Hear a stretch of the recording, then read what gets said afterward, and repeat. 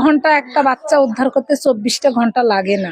8টা team এখনো উদ্ধার করতে পারলো না। কখনোই মন চাচ্ছে না যে ওর কোনো হদিশ করতে পারবে। একটু হয়তো বা তাদের একটু কোন জায়গাতে একটু দুর্বলতা আছে, নাহলে এত লেট হওয়ার কথা না।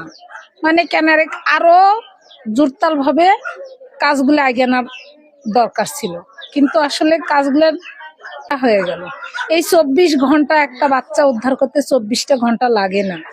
এরা এতগুলেন ফায়ার সার্ভিস আছে, আপনার অন্য অন্য টিম আছে, কিন্তু তারা আসলে হয়তো বা আমাদের দুর্বলতা না তাদের দুর্বলতা, আমরা এই বিষয়টা কিছুই বুঝতে পারছি না।